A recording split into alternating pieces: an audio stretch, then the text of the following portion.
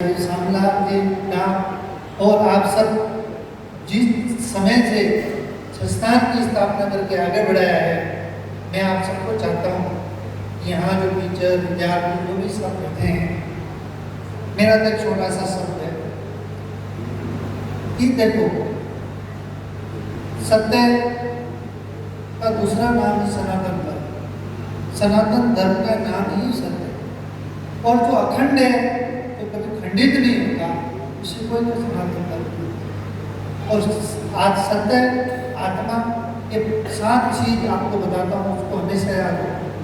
जो स्थिर है, जो अखंड है, जो आत्मा है, जो चैतन्य है, जो एक करुणा है, ये सारे जो नाम है ये दिव्य अपनी आत्मा। अगर इसमें से एक भी कोई धारण कर लेता है तो इस मन बुद्धि से पार चला जाता है। मन बुद्धि से पार पहुंच जाता है तो सभी प्रकृति पे विजय प्राप्त करता है। प्रकृति में विजय कब प्राप्त करता है? तो वो अपने मन पे विजय प्राप्त, और उसके लिए ये जो स्थिर अखंड और करुणा आत्मा और स्वरूप, ये जितने भी हमारे जो एक ही शब्द है, तुम ठहरो, तुम भीतर रुक जाओ।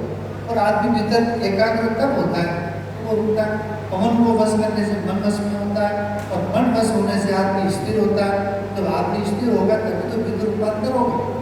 प्रदीप जी ने पहले यहाँ बताया, मरोले जोगी मन मिटा ऐसा गौरव नहीं मिटा। मनने का मतलब होता है अपने मन से बुद्धि से पार करना। जब तक मन का नाश नहीं होता है तब तक हमारे भीतर बिना चंद्र बिना सूर्य के प्रकाश को निहारो। उस प्रकाश को, कौन सा वाला प्रकाश?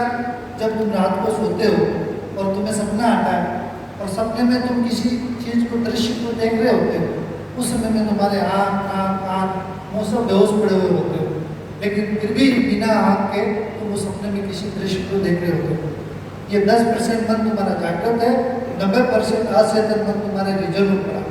हमें इस सभी मन पे विजय प्राप्त करने के लिए जो एकाग्र की जो साधना है, छोटा सा शब्द, सुबह खाली पेट जाके फ्रेश हो जाए, एक कंबल बिछाएं, रीढ़ की हड्डी हमारी बेंच उसको सीधा रखें, सिद्धासन सुखासन कोई भी आसन में बैठे, रीढ़ की हड्डी को सीधा रखें।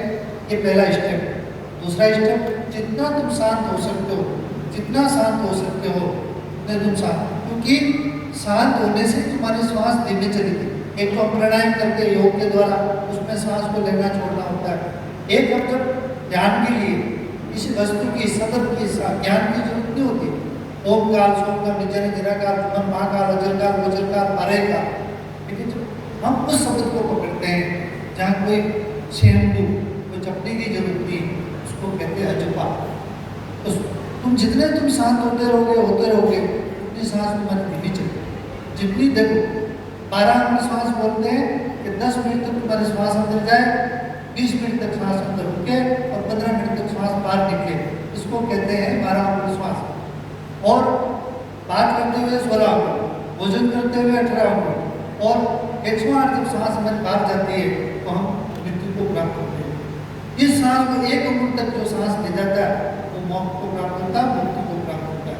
अब सांस को जितना हम धीमे करेंगे, 21,600 सांस दिन रात की होती है, हमारी उम्र होती है 365 साल। अब हमने अपने पहले हृदय से आदमी चलता था, बुद्धि में आ गया, धीरे धीरे उसको आसान कर। आदमी को शांत को तब होगा भीतर प्रकाश होगा, सुबह उठ के अपने को जो आसन मैंने बताया सीधा बैठे, रीढ़ सीधा करे, सुखासन बैठे, पहले दूसरा नंबर शांत हो जाए, तीसरा नंबर अपनी आ रही जा रही सांस को देखे। सांस भीतर गई, मुड़ने से पहले रुक जाए, सांस बाहर गई, मुड़ने से पहले रुक जाए। ये सारा जो खेल है वो 2 सांसों के बीच में। हमें जब स्थिर होंगे, ये सब नाटक है, जिस सांस को देखते देखते